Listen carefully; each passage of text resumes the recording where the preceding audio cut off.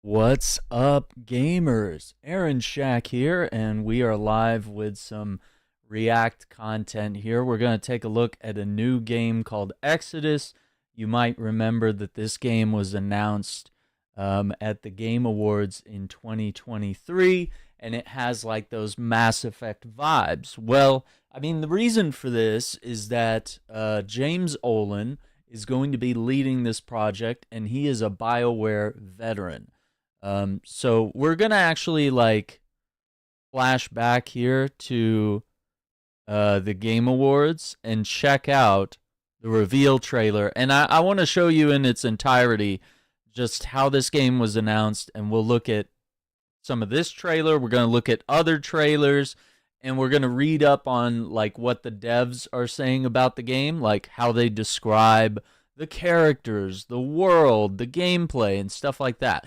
So we're going to learn a whole lot about Exodus today, so I hope you're ready. Strap in, hit that like button, subscribe to the channel, ring that notification bell so that you do not miss out on future videos. And I will pop that little button right there.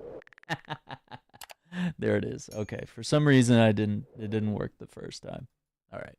So, let's go over here. Jeff Keighley and a surprise guest announced this game back in 2023. There are lots more awards to come, but now it's time to look ahead to what you'll be playing next. Let's get to those world premieres. And for the honor of presenting our first one, it's an incredible thrill to introduce a true Renaissance man.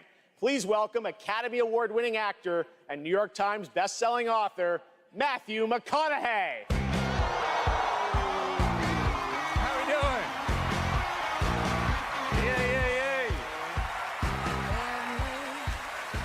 Thank y'all for having me.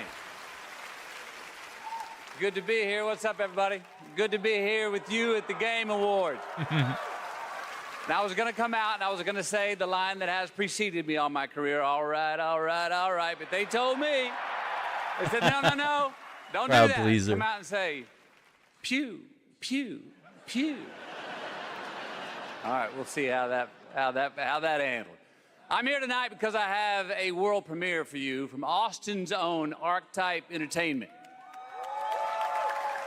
I'm also here tonight because the video game that I'm premiering is the first ever video game that I'm a part of. Yay. Okay.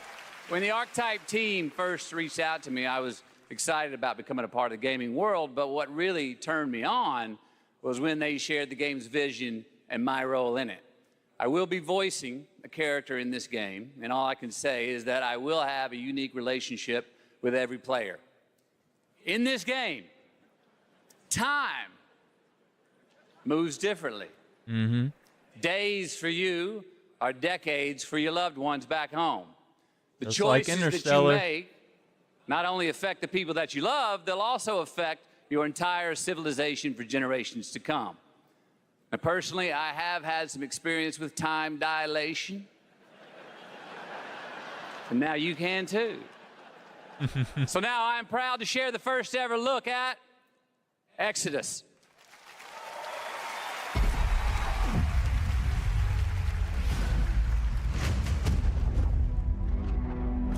Max, we need to head back. Hold on, I'm getting a reading. Well. Max! Wait!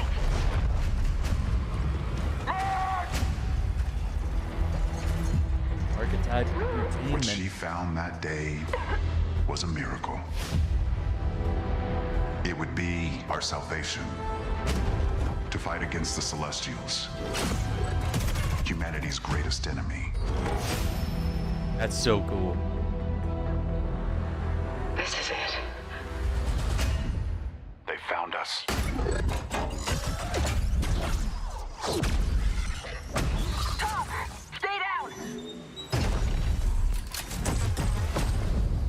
The Celestials hunted us down. I knew they'd keep chasing us until they ripped our ship apart. And I had to save her. Oh no. I led them away from this world, away from her.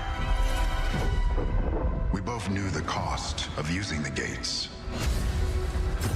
When you travel at light speed, time slows to a crawl. It was only days for me, but an entire lifetime passed for her. And in the chaos of those final moments, we never said goodbye. No, come with me. That's heartbreaking. Please, Tom. I love you.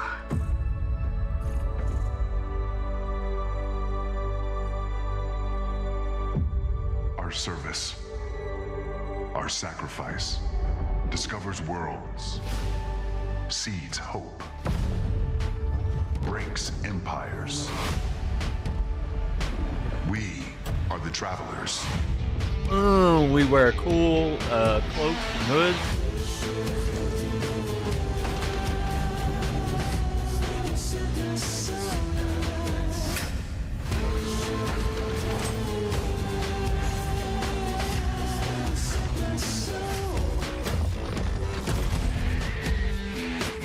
All right, so become the traveler, right? And I'm gonna run it back because there's a very short gameplay here. What's up, Iceman, Dante? How you guys doing? We're reacting to Exodus here, and we're gonna take a look at all the video footage that has been released for this, and we're gonna take like a deep dive into it. So this is pre-alpha gameplay on the PS5. This was back in 2023 though, so keep that in mind. So, you know, we're kind of used to like the Mass Effect games and like how they play, but this looks a little more like it's still going to be a role-playing game and whatnot, but like the action sequences of say Mass Effect and like Dragon Age, they were a specific kind of action, like over the shoulder, you know, cover-based shooter with, you know, the ability to do tactical decisions where you can like command your teammates, like use this gun, use this ability, you know, fire at this enemy, you know, and you could do all those things live as you played the game. Well, this looks like it's leaning, you know, it might have all those features, maybe, we don't know, but it's also leaning pretty heavy into like action sequences, right? Like you've got the sliding down a cliff thing, you've got, and the jump cuts are just like ridiculous. It looks like you have some stealth sequences here, which could be really cool. And then, of course, you have, you know, shootouts, which is not super surprising, but, like, everything just looks really cool. And, you know, spaceship flying nearby, exploring ancient civilizations. The like, grapple gun, I don't know if that's something you only use to, like, cross gaps or if it can be used to kind of traverse. And then, of course, we're seeing, like, you know, this character that appears to be piloting a mech here. That's pretty cool. So if we go back, and we got more of the Celestials here, just battling them, some gunplay, and some melee action here. Now I've graduated from, you know, the whole arm wrap, you know, very tight, to just like a wrist and hand wrap here, and they're going to take the stitches off next week, and then I got 4 weeks after that for the next follow-up, and we'll see where I'm at then, and we'll decide what to do with the left hand, but we really got to let the right hand recover, and I have like exercises and stretches to do, but I still can't be using it for, you know, gameplay. But yeah, if we look right there, like, we'll see some very brief, it's so cool. Their designs are awesome. See, like, a very brief melee attack right there with what looks like an Omni Blade from, like, Mass Effect, you know?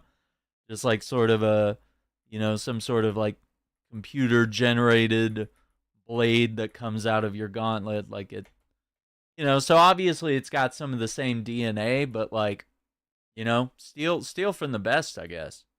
And then it looks like here he's like, well, it skips too far back, but here he's like harnessing, you know, some sort of energy, some sort of new power here.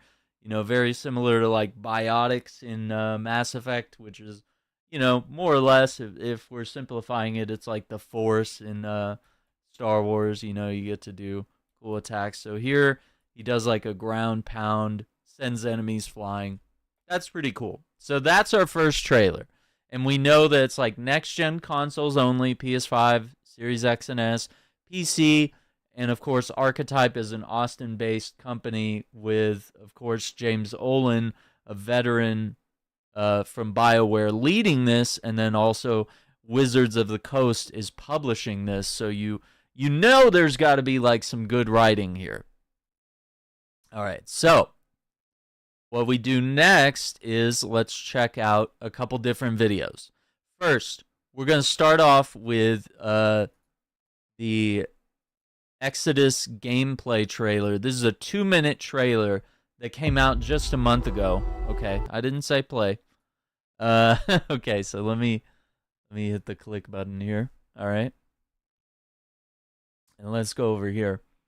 Let's check this out. The Traveler's Creed. And we're going to check out multiple trailers here. Preparing to transfer now. This is pre-alpha. This is your last chance to bail, June. Do it. So we're seeing like, we saw like sort of grappling up to the ledge there. It looks like maybe that ability that you get on your arm here. This is your last chance to bail, June. Do it. YouTube just keeps skipping back too far. Yeah, I think they... Hello? Yeah, that's my frame thing. Okay. Well, yeah, it's not working like it used to. But yeah, just interesting traversal options. This kind of looks like someone that's in like a mech, but they've been like hit by his abilities. That's pretty cool. Yeah, we're seeing platforms just generate out of nothing. Oh, nice, he froze him. Yeah, the guns look really cool too, by the way. Hydros. Loaded weapon is a hell of a way to greet your new partner. So you're June. We're burning time. Now that we're all best of friends, let's make each other rich. I'm not just here to look pretty. I've got away with celestial tech. Okay, so basically that's what it is. Like celestial tech that he's like harnessing the power of. Oh, it looks cool. And that is a giant space bear. And it looks like someone's doing some sort of ability there with that red slash in the background. So, I don't know. That kind of leads me to believe that this might be like Mass Effect in some ways, where it's like you can tell your teammates like, hey, do this. Or maybe they do it on their own, too. Meleeing a bear is crazy. Okay, so grappling is going to be real, but it does look like you can see there's a hook on the platform. So it might be only very specific points. It might not be like, you know, Batman or something where it's like, oh, you can grapple to like any ledge, you know. This might be very specific context use. I see a lot of potential in this new partnership. Let me light the way for you. Yeah, a little bit of stealth. You know, Mass Effect didn't really have the ability to like crouch walk and sneak up behind enemies. Like any stealth was, you know, a little more difficult than that. Many thanks That's a frog. again for your help. That's a giant frog. You should have been honest. Now this part, Again for your help. that was cool dodging that. So that means we have a roll button, which is You should have been not always super common there. honest. This place is forbidden. The price is death. Yeah, the aliens look like super That's cool. what it means to be a traveler. Seeing lots of different abilities. Maybe he's trying to use like a shield with that celestial technology. Pretty cool. So that was a month ago. That's pretty exciting to me. All right. Now, let's take a look at this 5-minute long extended story trailer. So some of the stuff we look at will have gameplay. Some of the other stuff will be more, looking at like cinematics and stuff. So let's play this. Because we want to learn everything. We want to sort of know what we're getting into with this game and how best to spend our money. Only brilliant, but courageous. To save her planet, she was willing to sacrifice everything and travel to the stars. As a frontier world, we were barely hanging on. Desperate, we tried digging up our past to find the key to our future. Max, Okay, that was the girl from the first trailer. This is 2023, right? So now we're extending that trailer, learning more about it.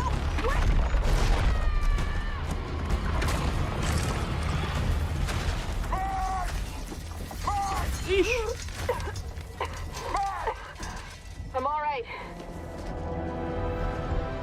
What she found that day was a miracle. It would be our salvation. And she used that ship to explore the far-flung corners of the galaxy. A traveler on the hunt for celestial treasure.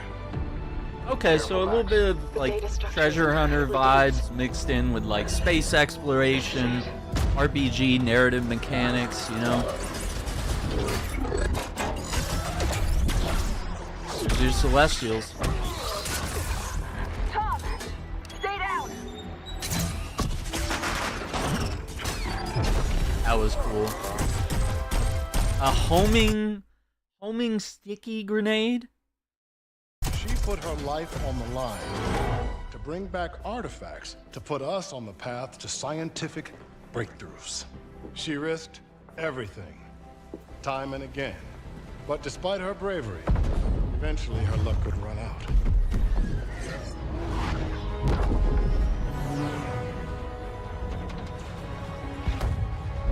Lucky for us, she made it home safely. While she was alive, she was too humble to speak of her adventures. But at least we, her descendants, can honor her memory. Thank you all for visiting the museum today. He's got the hood on. Tomorrow. Probably her.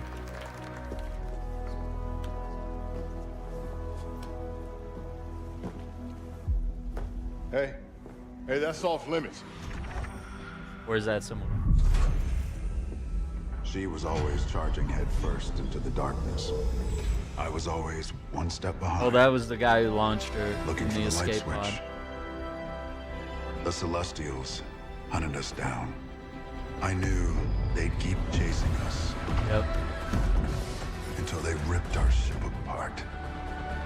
Come on. He had to get her home safe so he And I could had to save her. put her in the pod with whatever the artifact was. And he was like, I'm out of here. Lure him away. So, I led them away from this world. Away from her. We both knew the cost of using the gates. When you travel at light speed, time slows to a crawl. It was only days for me. But an entire lifetime passed for her. And in the chaos of those final moments, we never said goodbye.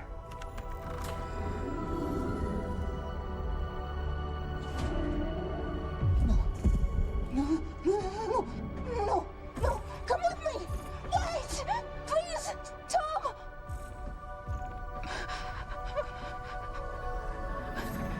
I love you.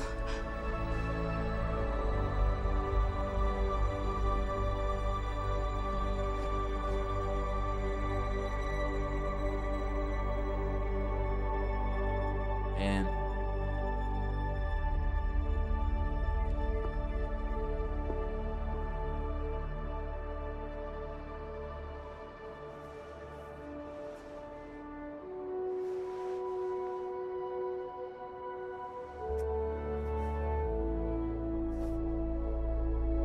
Thank you. That's her badge, huh?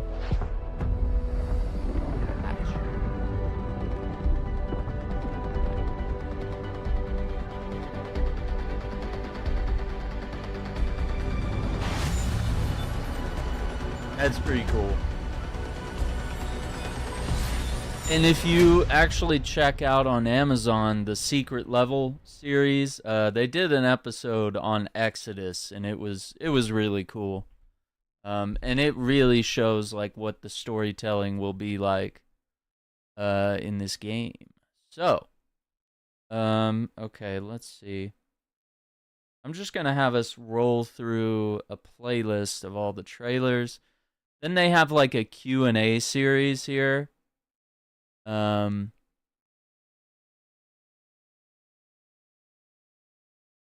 we can check out, but let's see what we learn by checking out these various videos here. Let me see. One is okay, we already watched that one. I'm gonna skip ahead. Check out video number 2. The Mariyama would make a hell of the entire universe if they had the power. The monsters they create are testament to that. We call them Coven, the abhorrent slave soldiers of the Mariyama Celestials. That's Matthew McConaughey. A cruel blend of changeling creature and augmented machine parts. Ooh. Things living in pain and living to cause it. The frightening ones are the smart ones. Things that think almost like people. Maybe think better. Things that will hunt you down like vengeful gods. Difficult to outsmart. Impossible to reason with. It's the traveler trade to cross with evil. But in this darkening cluster of stars, the Coven remain the last thing you want to encounter. Short of the Mariyama themselves. I'm C.C. Orlev. Yesterday, today, and tomorrow.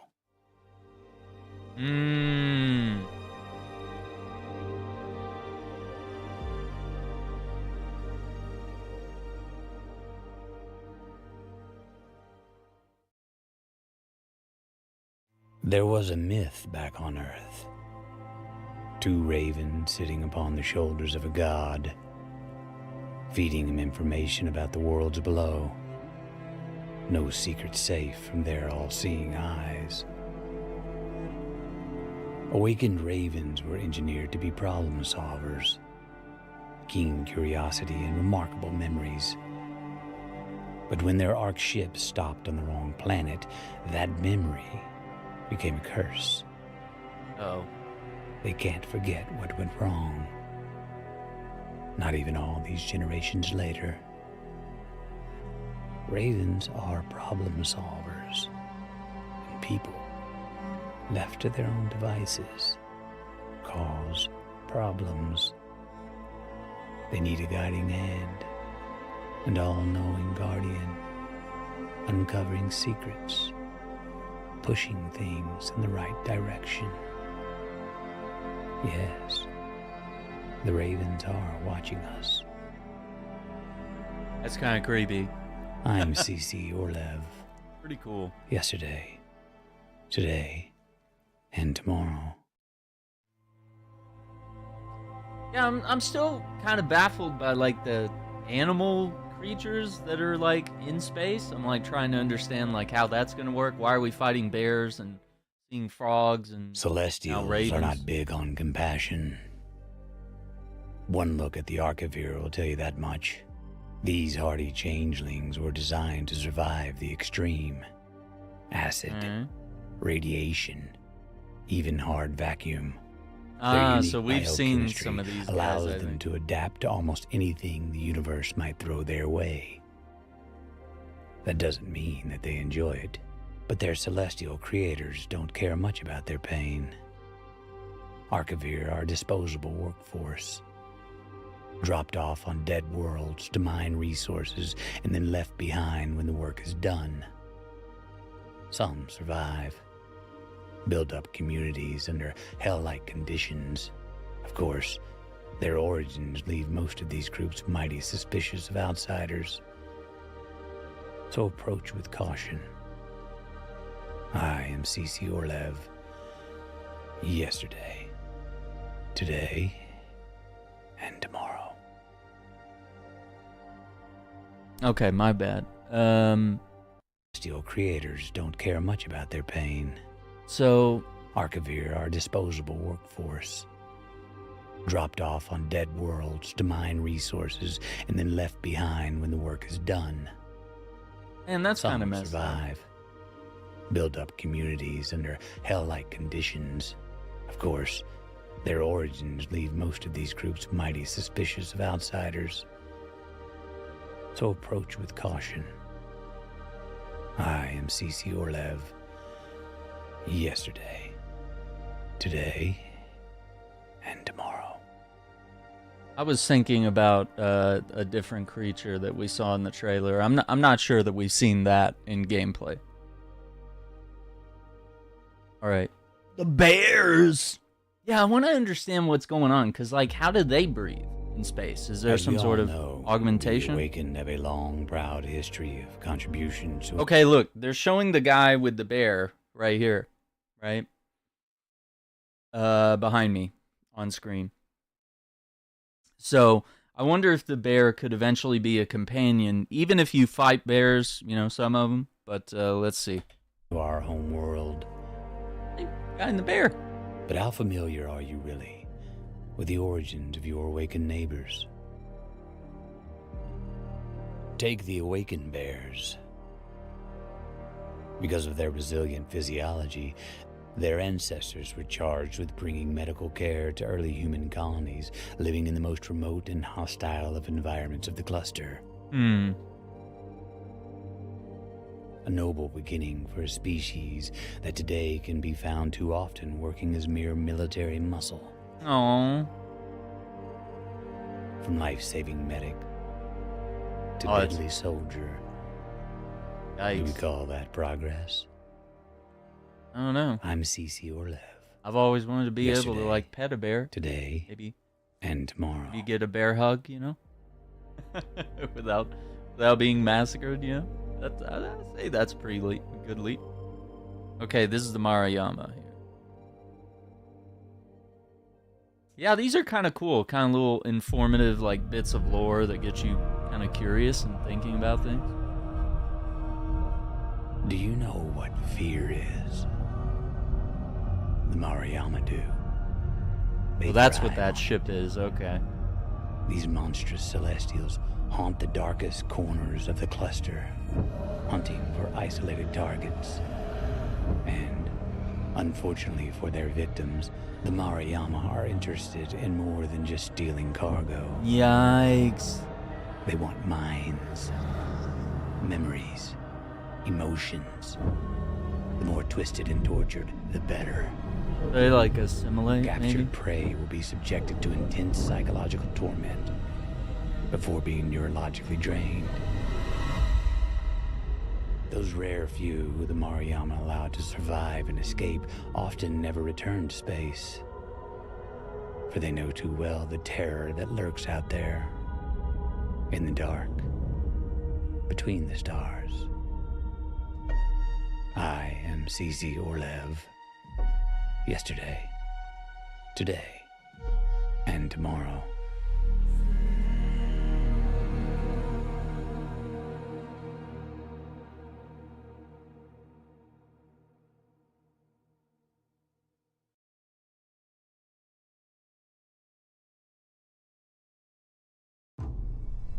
Green Worlds.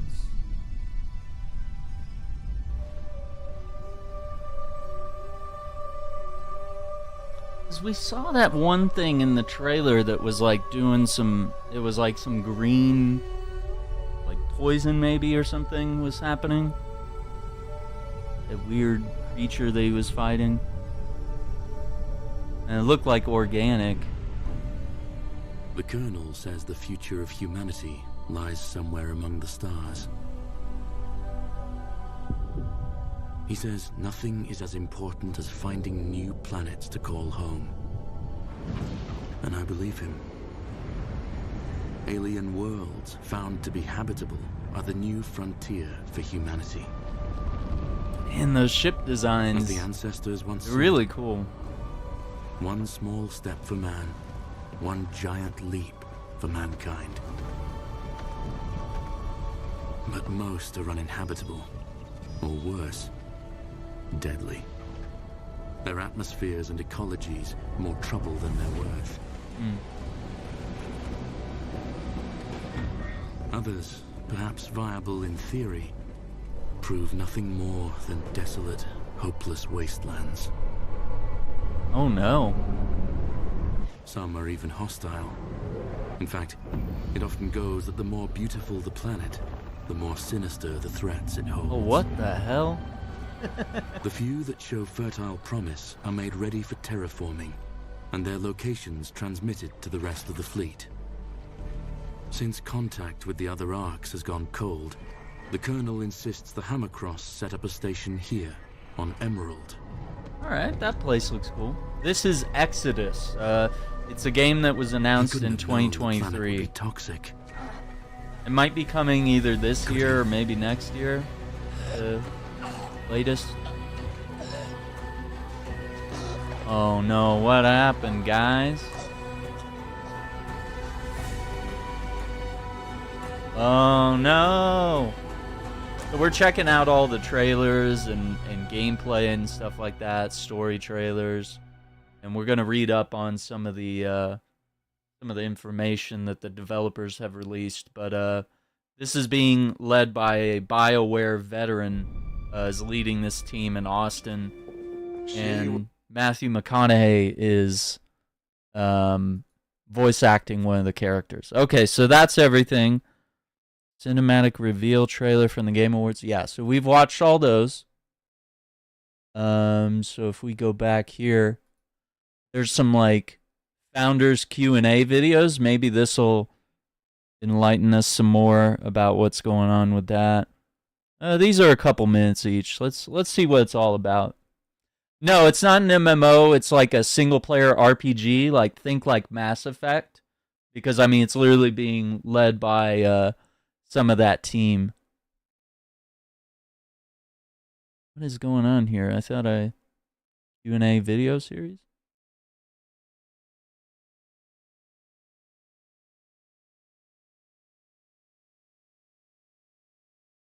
Okay, there we go.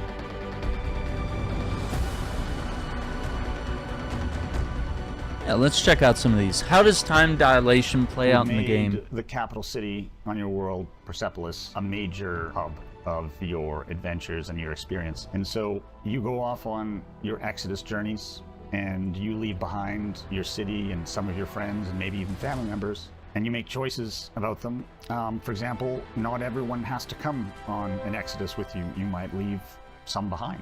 And oh man, when you come back, it could be a decade later, it could be 4 decades later, and those choices will have impacted your relationships with people that are now a decade older or 3 or 4 decades older, how your city has evolved, how technology has been integrated into everything from the military to, you know, civic structures to, well, I can go on and on.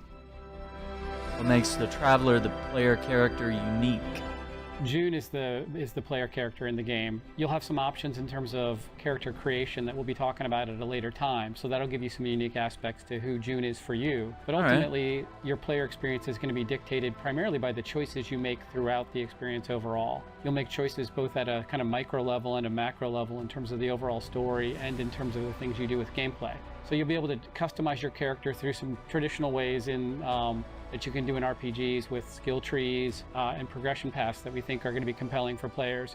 But on top of that, the choices you make throughout the story are really going to dictate who June becomes and ultimately what they're shaped, both by yourself, but also the companions that surround you and your loved ones that, in the cases of time dilation, you'll leave them back home in some situations. And the manifestations and ramifications of those choices are going to be meaningful to you and shape you as June the player. Ugh.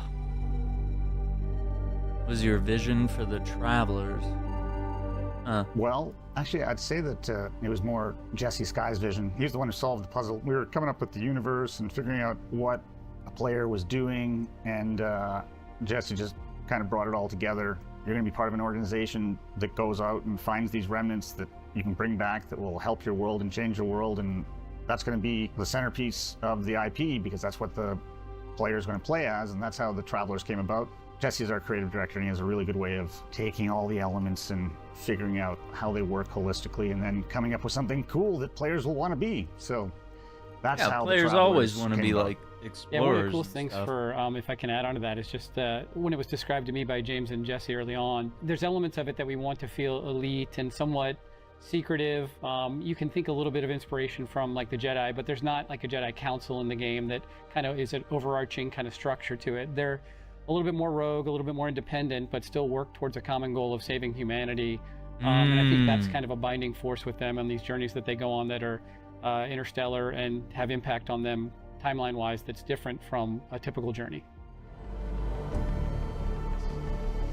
What can we expect in the world of Centauri? The Centauri cluster, it's the only place within the galactic neighborhood that had worlds that were in the habitable zone and that could be terraformed easily in the grand scheme of things, which is why the first of those who went out on an exodus on their ark ships were able to colonize those worlds and create civilizations. Those civilizations grew until they were enormous and technologically superior civilizations, and they sent out what we call the green signal to the rest of the galaxy so that the other ark ships out there could come to this galactic Eden. So the ark ships. This to me almost sounds like what Mass Effect Andromeda was kind of pitching, like kind of what it wanted to be. And this, I'm not sure if that's necessarily what it ended up being. I know I played a lot of Andromeda. Some people, absolutely hated it. I was kind of in the middle. I was like, it's fun, but it's not like as good as the original Mass Effect trilogy. So it feels like this game is kind of trying to go in the footsteps of what Andromeda does, which is a very popular sci-fi concept, which is about colonizing other planets because Earth is uninhabitable or Earth is just, too many people. It could be all sorts of reasons, right? Could be for scientific achievement and advancement and exploration and development of technology. Started arriving, but they arrived slowly over thousands of years. So we have this really interesting dwarf galaxy with thousands of star systems and empires and organizations. Some of them have already died off and there's just the remnants left, while others might be just a few decades old, filled with humans who've just got off their ark ships who were on Earth like a century before. So the sky's the limit, which is really cool because it means that there are so many different places and eras and civilizations that you can visit within the Centauri cluster. I think one of the coolest things about the IP in that context of that question is just that juxtaposition, like the Celestials that have evolved over 40,000 years contrasted with humans that are basically near Earth to us that just got off ark ships. I mean, James said this, but like if you really stop and think about that, like there are descendants that have changed, and we're kind of as humans, kind of the scrubs of the universe that are fighting to survive. And that's where June comes in as the player character to really kind of reestablish humanity's hope for a future that's meaningful to humans as we know them, contrasted with the Celestials, who are much more evolved and have done some amazing things in the Centauri universe. How the scary and dark creatures we saw revealed recently become a part of the universe of Exodus. Will we interact with them? That's some good questions. Oh, the Mariama. Of course you're going to interact with them. They're quite creepy, and we did want a celestial civilization that was just evil. We created it was probably like a page-long description of the Mariama and what they were and what they did. But then we gave that to Peter F. Hamilton, and he just dialed it up to like ridiculous. And then the kind of looks like freaking like the oh man from Destiny, like man. Yeah, it almost does look exactly like I don't know, the Cabal, like Valis Stark and all that. The company that made the video that You saw Aaron Sims. They took that and just visualized it in an amazing way. So they're turning out to be as awesomely creepy and evil as we wanted them to be. Which one of the characters and creatures revealed so far would you like to be? It has to be in the context of what we've already revealed, because there's so many good ones. I mean, in the game overall. What character would I want to be in the world of Exodus that we've revealed so far? Based on that side, yeah, I'd they can't talk about anything. I mean, I'm excited to play as June and define him or her to be the player that I want to be in the game. You don't want to be a Crown Celestial? The Crown Celestials can, like, literally, they're so smart and they live so long and they can do everything that June can do, and they have the ability to install riders in their brains, so they don't have to, if they're in a difficult situation, they can give themselves a personality that'll perfectly match it. I'm thinking of all the uses for that. I'd be a Crown Celestial. But I wouldn't do the whole mind line thing, because that would feel like I was murdering my child. So I would just let myself die. I can't remember how long they live. I like the trials of the heirs, though. That's super cool. Oh yeah, that was pretty brutal. If you, again, reading the book, it involves a unicorn and lots of gore. So, anyways. That's crazy. I want to express our heartfelt thanks to our founders and their questions and interest in Exodus. Yeah, that's cool. All right, let's see another Q&A. Because it looks like they've been doing them like every month or so. So let's see if we learn some more here.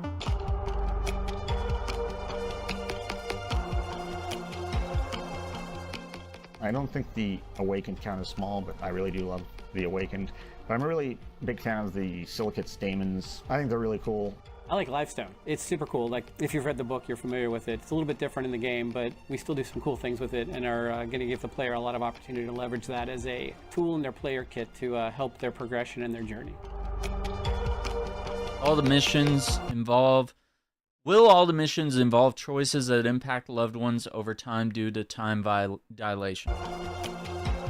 All your missions are going to include choices that have impact, but not all of them are going to be directly due to time dilation. There's a big... I mean, that's good, because it's like, you don't want that to become like so stressful that like you don't want to play the game, or it becomes like indecision time where you're just like, I don't know what to do or what to say, and you end up like pausing the game to like think about, which could be a good thing, but like at the same time, that indecision and, you know, worrying about the complications and the consequences of every decision you make. It's kind of nice to have some decisions where it's like, nah, it just affects, you know, a relationship, or it affects what's going to happen next, and not necessarily like the entire galaxy, you know?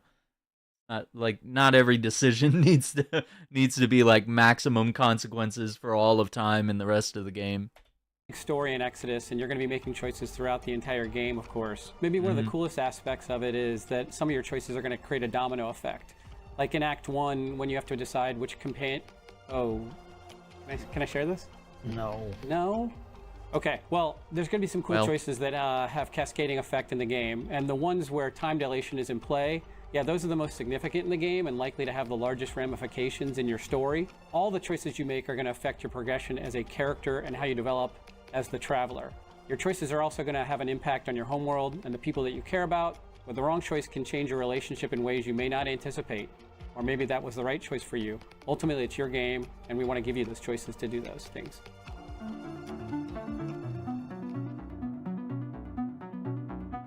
Does the story of the game relate to the one in the book, Exodus, the Archimedes engine?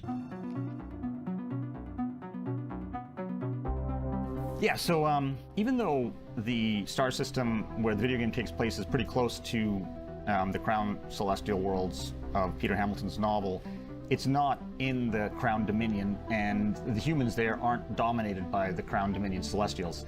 In fact, the human world is ruled over by humans. It's so that immediately makes it very different, because it gives it different themes, because, you know, you don't have that ever-present, all-powerful celestial civilization over top of you. I like the fact that our universe allows for you to explore different themes and different kinds of stories and everything else. It's like Peter was able to tell his story and we were able to tell our story, but we also share a lot of stuff. The Crown Dominion Celestials are the main Celestials you're going to interact with in the video game. A lot of the Changelings and Awakens that you see in Peter's book show up. And in fact, the main character of the book, Finn, also shares some stuff with the main character in the video game. When will we get our first gameplay trailer? Thanks for your excitement. I knew we'd hear this question. Yeah, we need like a longer one, like a 10-15 minute trailer, you know. And we know you want to see more of what's going on there. We're eager to share it. The team has been working heads down for a while. Things are coming together really nicely with the game. But like it's fun, real and I can say that hands-on. Coming not just from me, but from of our external testing partners. They've been playing the game and telling us how much fun they're having with it. Unfortunately, I don't have a specific date yet for our next gameplay reveal, but a date does exist, so stay tuned. Will June, the player character, have an established personality or one we can shape as we play? So yeah, that's a pretty good question, because like it feels like in like Mass Effect, you know, Commander Shepard, you know, while you can shape a lot of his stuff, he's pretty like predefined, or she, Femshep, either way. Your character is like kind of predefined. Even if you're like a renegade or a paragon or what have you, like you're still kind of meant to go down a certain path, and it's just like the way you choose to go about it is a little different. But the same goal exists. A personality that a character might have in a role-playing game is really dependent upon the kind of role-playing game, and it kind of goes on a scale. On one end, you have like massive multiplayer games or Skyrim, where you really can imagine yourself or your character, your avatar, as almost anything you want. On the other side of the spectrum, you have like Final Fantasy or the Square Enix games, where your character's name and gender and everything is decided for you in personality.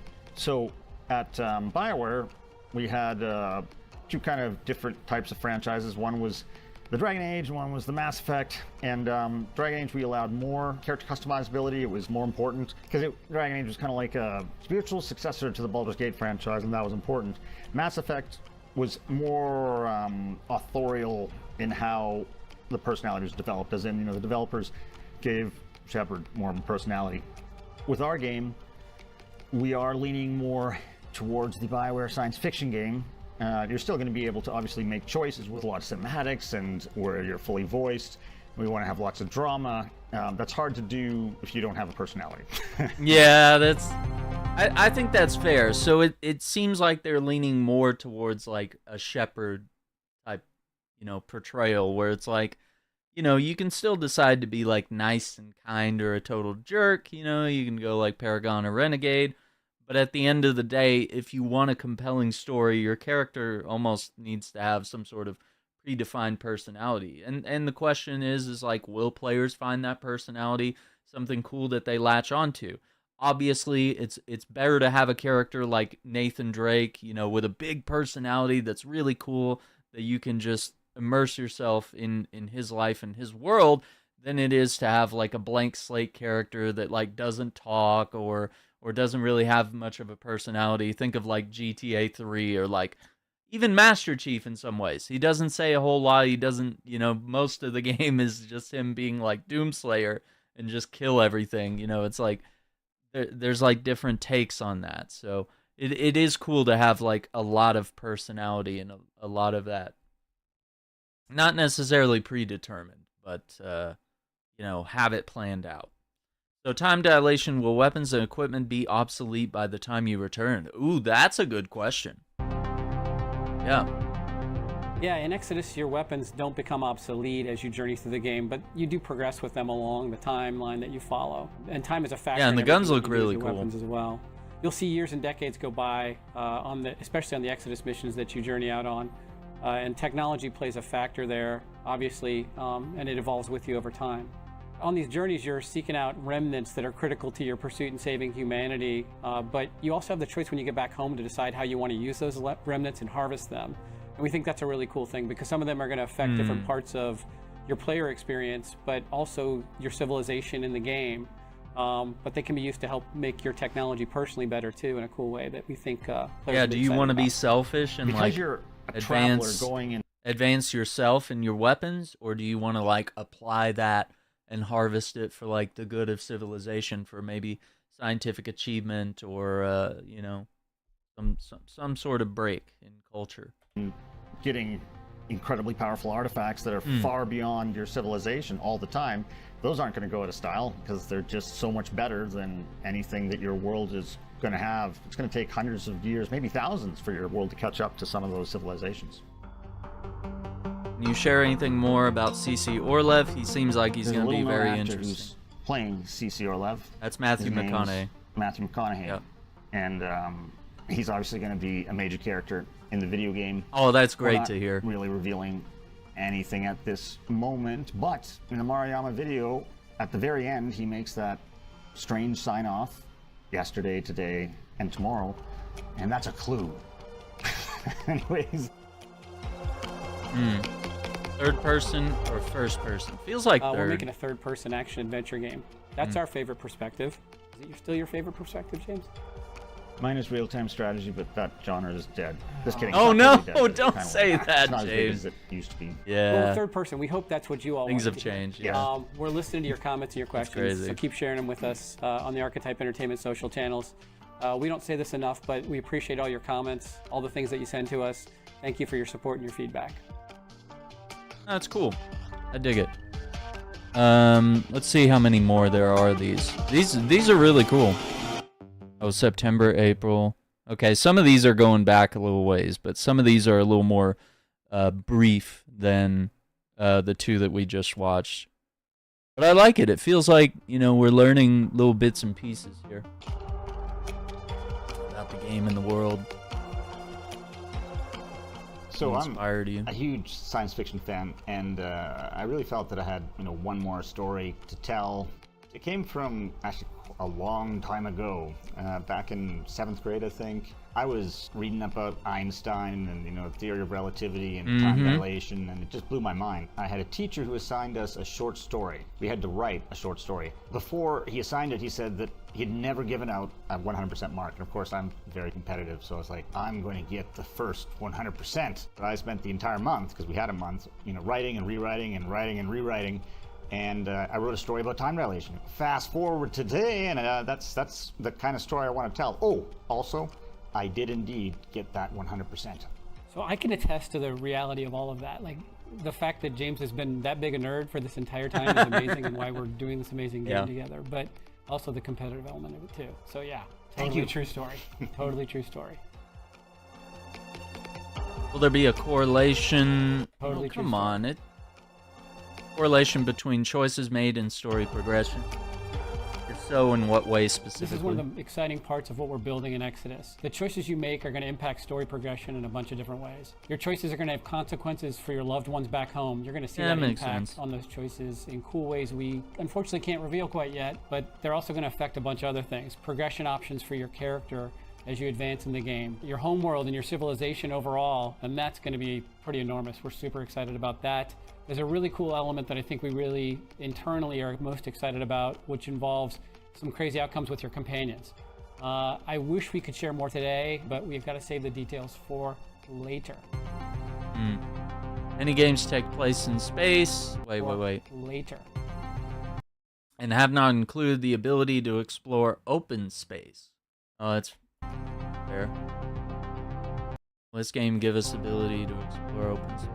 Our vision for Exodus is to create a deep story-driven adventure that takes place across the entire galaxy. Exploration and discovery is a big part of that journey. At the end of the day, you're trying to save everything you love. That's your real mission here. To do this, you realize you've got to go out on these missions and uncover exotic It feels like, to me, it's like mission-based gameplay, similar to Mass Effect, Dragon Age, stuff like that, where it's like, you go to a place, you do a thing. I wonder how open it's going to be, because, like, Starfield is very open.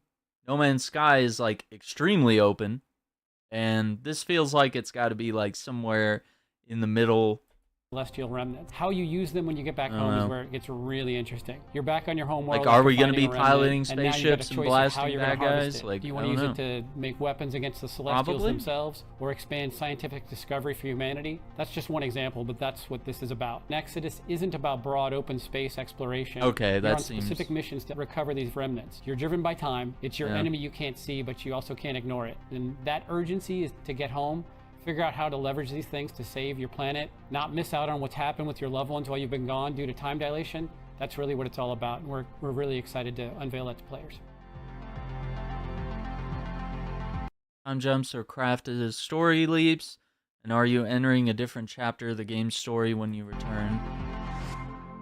The time jumps are indeed story leaps, but there's so much more than that.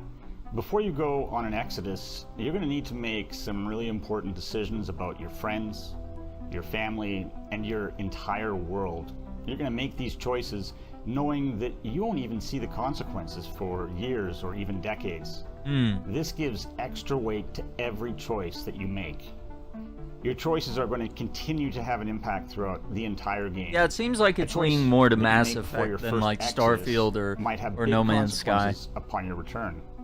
But there might be even bigger unforeseen consequences from that same choice after your next exodus. My question is, will we get to pilot the ships at all?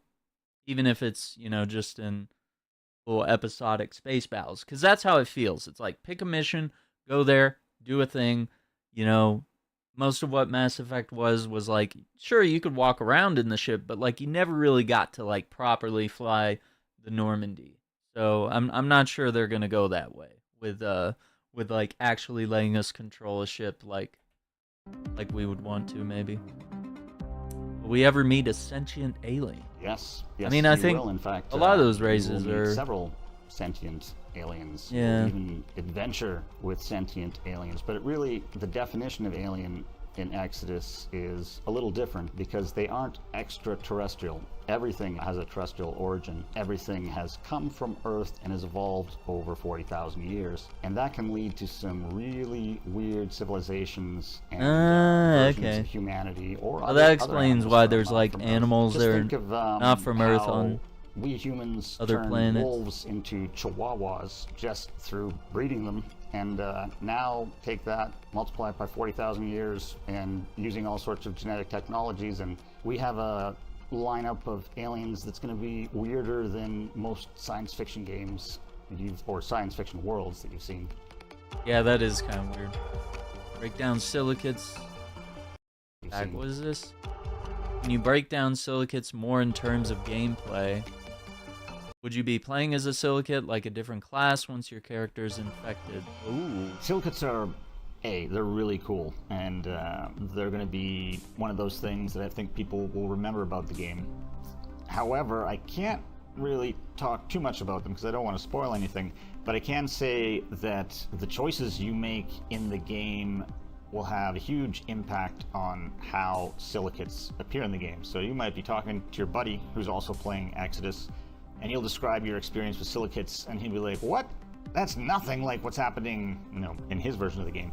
It's actually pretty cool. There's one choice in particular that has massive consequences that span centuries.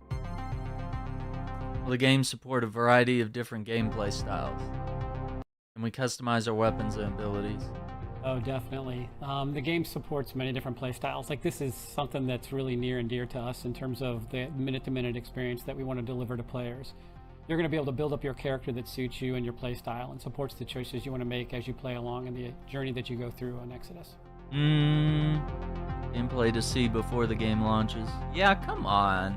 So we've been fortunate to be able to have shared some pre-alpha gameplay back at our official announcement at the Game Awards last December. That's really the beginning for us. There's a bunch more gameplay we wish we could share. Today, I have to be very careful because my marketing director's staring at me with steely eyes from behind the camera that you all can't see. So I've got to be very careful with this answer. But all I can tell you is stay tuned because there's amazing stuff going on here at Archetype. The game's looking awesome. Yeah, so I mean, having a trailer that we watched that was, just a month ago. So yeah, the game looks awesome. It seems like they might ramp up some of the gameplay footage soon, maybe. Has fun playing soon in quotation marks. That's so true. We had a gameplay review the other week, and Drew actually said this game's actually fun, and we're looking at him like, what?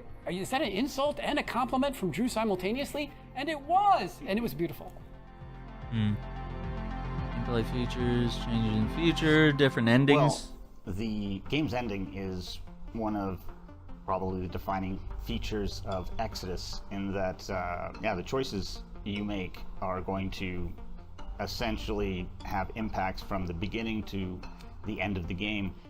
And at the end of the game, you're going to do well, I don't want to give away too much, but let's just say there's some time jumps where you get to really see the consequences of the choices you've made over the course of decades, centuries, that kind of thing. And when you talk to your friend who might have also finished the game, you're going to find that his or her experience at the end of the game was completely different. It's a very unique experience, and I can't wait to be able to tell you more. That's interesting. Hey, Exodus fans. We're so I don't know what that means. It sounds like he said multiple endings. From everyone at Archetype, it's your enthusiasm that's the fuel that helps us make this amazing game, and we're really looking forward to being able to share more with you. Sounds like it's gonna over the coming months. Sounds like it's gonna be things coming out really soon. We have a lot we can share. Oh my God. Look forward to it. We're excited to talk to you more about what we're doing with this amazing game. Thanks very much. Yeah, it sounds like it's gonna be like the kind of game that has multiple endings, and based on how you play, a lot of different things can happen.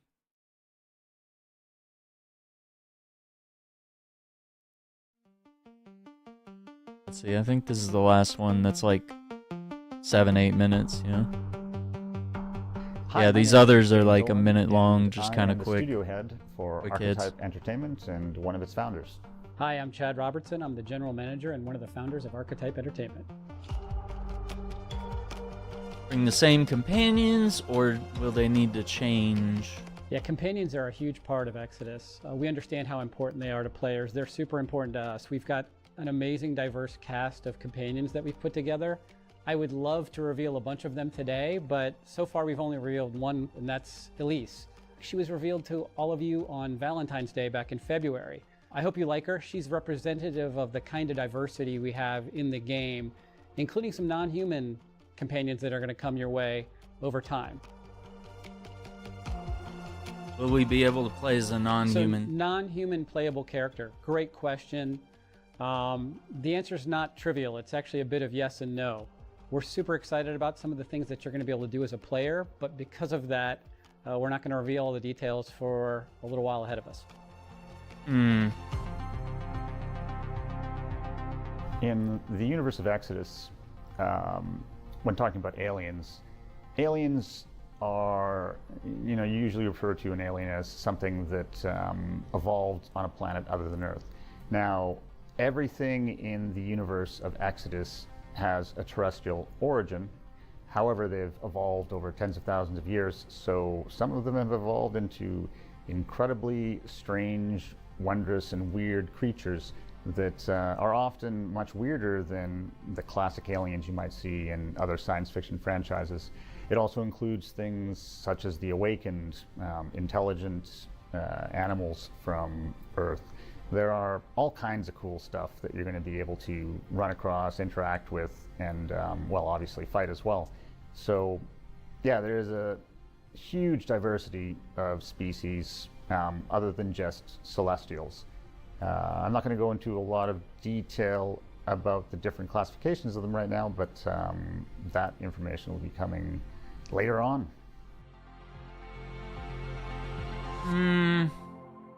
Writing a new novel based on Exodus. So when we were first doing concepting... Contributing to the game in any other ways. Oh, interesting. Okay. So when we were first doing concepting on the universe of Exodus, we really wanted to have some great science fiction minds involved in helping us build this universe, and also writing books that could help support the universe, build the backstory. So we made a list of our favorite science fiction authors and put them into tiers of how influential, popular, and how much we like them. And I think there was 4 tiers. Anyways, I was expecting I'd get lucky if I got an author from maybe tier 3. I wasn't dreaming about an author from tier 2 or 1, and Peter Hamilton was in tier 1. And when I found out that he was actually a possibility, that was very exciting for me. And yeah, we got him, and he helped immensely in helping us create this universe and make it much more believable and also scientifically accurate in a lot of different areas. So it was a big boon for us. I'm a huge fan of his. I've read all of his books, and I've also read his new book set in the universe of Exodus, and holy crap, it's awesome. Oh, that's cool. Decades pass for loved ones left behind during traveler missions. Is there a never-ending roster of new characters to meet every time you return home? Yeah, I guess, like, what if characters, like, With die? the passage of decades age in out? Exodus, there's definitely going to be the introduction of new characters in the game, but there's also a core that will be with you throughout the entire journey. That's really important to us because we want to build emotional connections with your companions, your loved ones, and other main characters in the game. And so you're going to see those evolve with you because some of them are going to go on your journeys with you and some will stay home.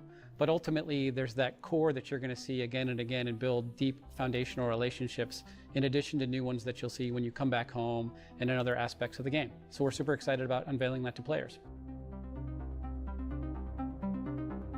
Are all descendants of humans who fled Earth?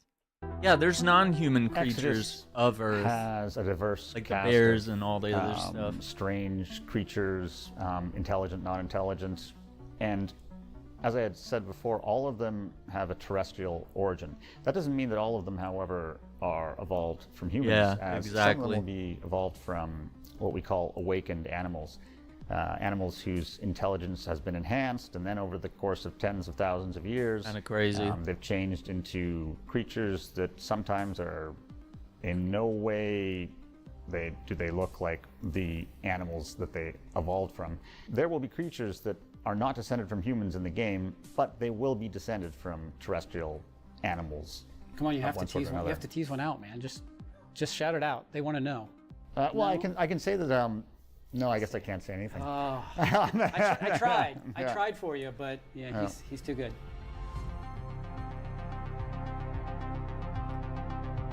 How involved will Matthew McConaughey be in Exodus? He said he would interact with almost every character. What does that mean? I think the coolest thing of this is the number of theories we've seen pop up about how Matthew plays a role in our game is exciting. Ultimately, his usage in the game we think is going to surprise a lot of people in a very exciting way. Matthew's role in the game is a really important one. Matthew McConaughey's character good to will see have a that he's big not presence just in like, the game from the very start. A until character that's the just very like, end "Hi, and the how you epilogue of the doing?" game. And then bye. He's just like, yeah, done. He's just If he's got a doing some presence all amazing throughout work the game, so that'd far, be- and that'd be dope. We love that he's on the team, and I think and there's also a twist with his character, of course, because you know how much we love twists. So, but that's all I'm going to say there. The only thing I got to add though, like when we heard some of the first stuff come back from him, I think everybody on the team got chills. It's amazing. We're so thrilled to be able to partner with him. Yeah, agree with that. So what am I most excited about working on this project is just the amazing people that I'm working with and getting to see their work as it comes in. As I said before, Peter Hamilton's novel, when I got to read that, wow, that was just awesome. We have incredible talent within the studio and outside of the studio. There's amazing concept art that's coming in all the time. The writing from the different writers that are working on the project is incredible. I'm just excited about working with these people. Just to give an example of how cool it is, for example, I'll be struggling with a problem with the IP of the game, and then I'll just remind myself, I actually have it up on my whiteboard, ask Peter Hamilton, and so I'll send him an email. I'll say, hey Peter, can you just email him? He does do this. He does do this. Can you come up with an idea for this for me? And he like literally just a few hours later, I'll get this enormously well thought out write-up from him on how to, like, you know, on a new technology from the future. Where I'm like, how do you just come up with this shit so fast? And you're just on a different level than the rest of us creative mortals. imagination. Anyways, that's probably my favorite aspect. All the same things that James said for me. I mean, we've got an amazing team, both internally and externally, that we're just humbled to work with. But the thing I'm probably most excited about is that we've actually got a fun game. I mean, I was just playing it, and can't share too much yet, but it's awesome. Yeah, that's cool.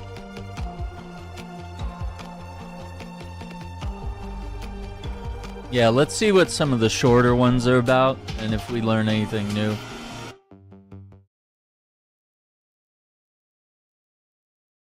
Oh, those are two different characters than what we see in all the footage now with June. Hi, welcome to the Exodus Game Founders Q&A. The Founders Program is a community program where you can join us now at exodusgame.com for exclusive in-game rewards and more. I dig that. Yeah, that feels like a yes, repetitive of course, question. Again, that's the core We've of the heard game. this like 4 times already. The ending is something that we're putting a lot of work into, and it's yeah. If they're having multiple awesome. endings, that is going to take a lot of work. Time dilation and how it impacts the choices you make in the game is the core of the game. It's what Exodus is all about. So yes, it's you're going to be able to make momentous decisions, and you're going to be able to see the results of those decisions over the course of years, decades, and even centuries. How can I learn more about the world Exodus? You can learn more about Exodus oh my God. by going to our website, That was exodusgame.com. cheesy. There's that was tons great. of great information there, and including some lore that we've taken a lot of time to curate and get ready for you, so you can learn more about the depth of the story, the depth of the background of the universe, and hopefully be excited about being on this journey with us.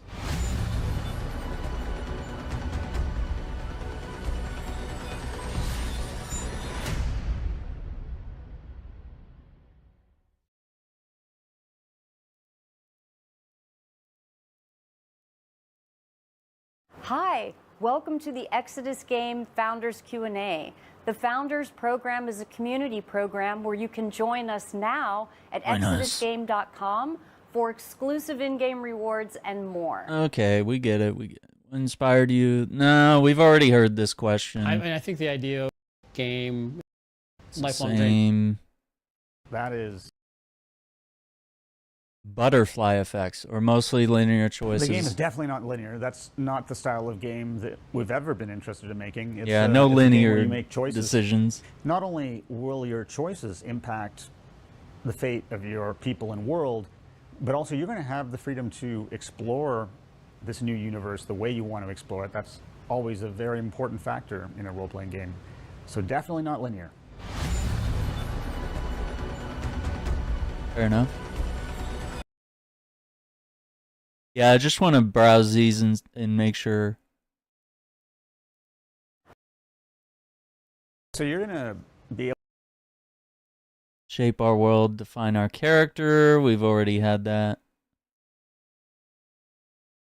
War between Celestials and humans. Well, I wouldn't really call it a war between the Celestials and humans because, well, the humans would lose that war instantaneously. The humans are the underdogs in the cluster, and the Celestials possess technological prowess that far exceeds anything that any human civilization could match. It's really a situation where humans are at the very bottom of the food chain in this galaxy. Yikes. Yikes, yikes, yikes.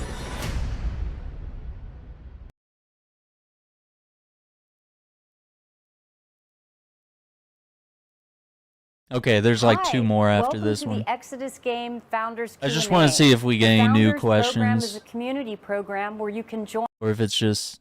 There's, there's different mediums. Interstellar, obviously, was a movie that was very inspirational. From Dune as a book and a movie was very inspirational. We've also drawn from the IPs that we've worked on in the past, and we've worked on quite a few IPs. So as a fan, science fiction, I love it, and obviously my number one is going to be Star Wars. Number two is Frank Herbert's Dune, and number three, I can't say because, well, it would spoil some of the things we're going to talk about in January. Real life science in the game? Oh yeah, we've taken the development of this science fiction universe very seriously, and the science behind any of the features within the universe is something we've definitely thought about. But more importantly, we've been working with some of the best science fiction authors in the world, some of the best directors and concept artists, and we're going to talk more about that in January, actually, who those people are. Yeah, so I guess we can expect another QA video. Hi, welcome to or actually, the that Exodus Game was Founders December. Q&A. Yeah, we've already It is the Omega Centauri, which is classified as a globular cluster, but it's also called a galaxy. It's an ancient and very unusual kind of galaxy. You can read up on it. It's very cool, and we picked it for a reason. And I think it will allow us to tell lots of cool stories for years or decades, hopefully. There's so many. I mean, we're active gamers ourselves, so a lot of stuff that we've played over the last bunch of years. I think I'd start at the basis of the kind of games we've made before in our careers, gives us that foundation.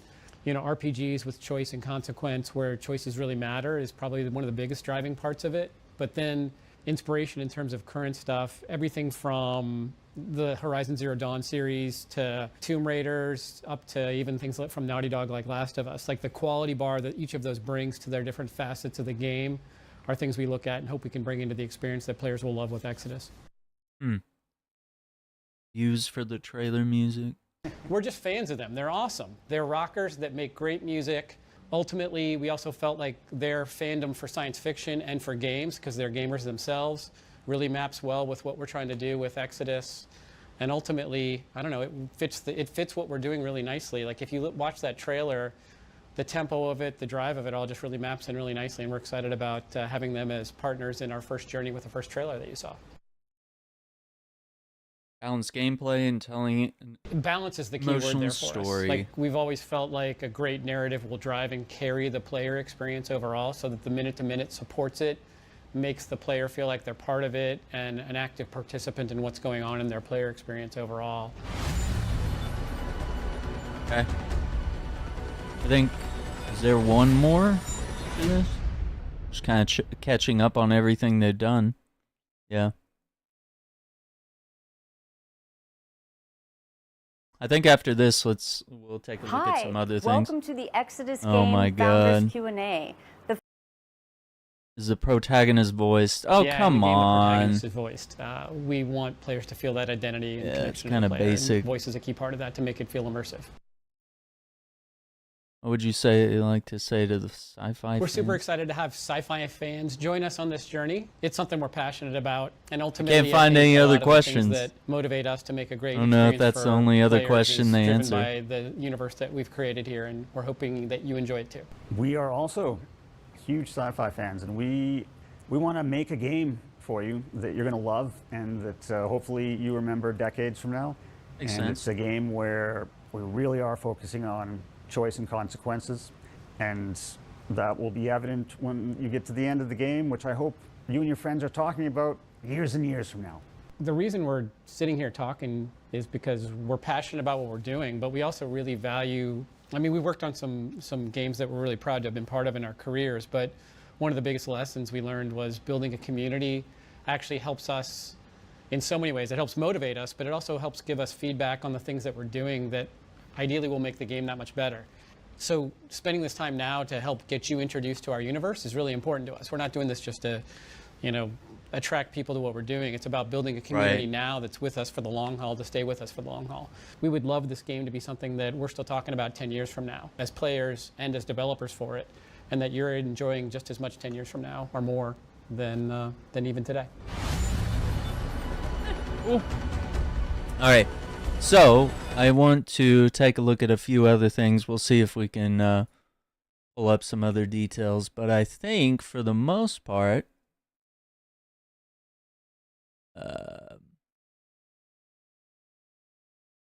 Hi, welcome to oh the my God, Exodus Game. stop it. Quit playing them. Okay, so I think those videos really adequately lay out what's going on there. But let's see.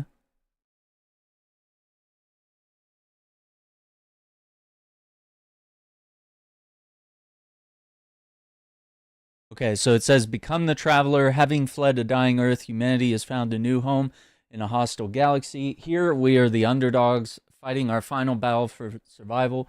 You are the traveler, humanity's last hope. So it says here, the bequest. Across the vast Centauri cluster, ancient ruins lie hidden beneath rocks and debris.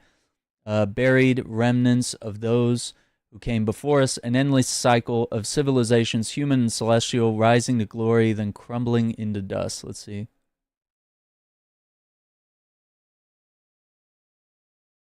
Oh, okay, so they have like a full-on... You could just sit here and read lore for a long time. All right, let's kind of just like skim over it so we get some ideas here. So, as travelers, returning home stirs trepidation and uncertainty. As sharp as the moment we first embarked on our exodus, we carry the quiet ache of knowing that while we were lost in time, the world moved on without us. Oof. Across the vast Centauri cluster, ancient ruins lie hidden beneath it. Okay, that's the same. Okay, just at the edge of hearing. Not all ARC ships arrived in the Centauri at the same time, nor did they all have the same success starring a settlement. Those who arrived first, those who evolved into what we now call Celestials, were not always the most gracious of hosts. Maruyama, okay, we saw that reveal trailer. They're not hunters, they're sadistic predators who savor every moment of psychological torment. Green Worlds, power died just as Evan calibrated the receivers, an increasingly time-consuming task given the deterioration of the Hammercross's long-range communications gear. For a moment, he sat there in the dark listening. The hum of the ventilators was still audible. The blackout hadn't cut off his air. Torrance, an engineer from an ARC ship, Tamerlane, is stealing supplies and selling them on the black market right under the snout of an unlikely detective. Oh, wow.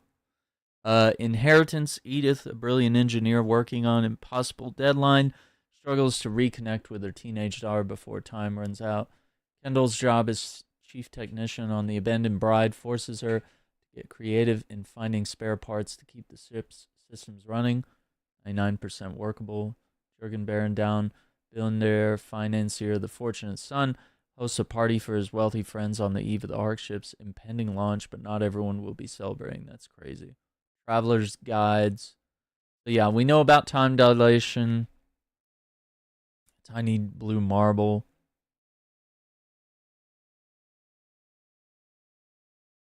Silicates, okay. Faced unknown challenges spread across, okay.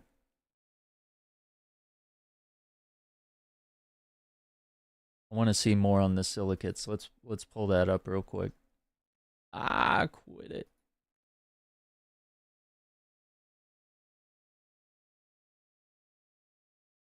Silicate eggs. Simple crystals or gems with no power or significance. Such of a human does a symbiotic bond. Oh my god. Silicate to hatch and merge with human flesh. Radical and permanent. Oof. Symbiotic union. Known as the daemon. The individual skin changes, becoming translucent but virtually impervious. Musculature evolves, giving them incredible speed, strength, and other physical abilities.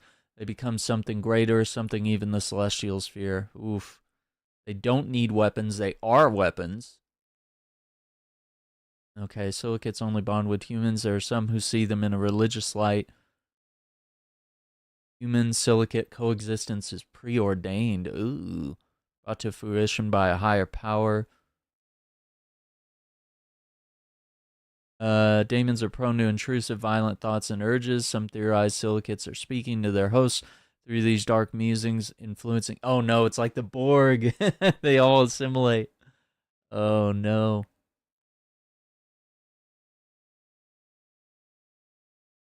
Interesting.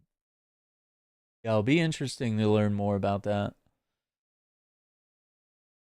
Elohim. Most of what we know is speculation based on myth and legends. Even now, 15,000 years later, influence still defines Centauri. Celestial remnants. Using those remnants to level the playing field. Archimedes' engine. In the aftermath of the brutal formation wars during what became known as the Remnant Era, technological marvel emerged. And I guess that's what they used to, like, fly forward, you know, and light speed across the galaxy.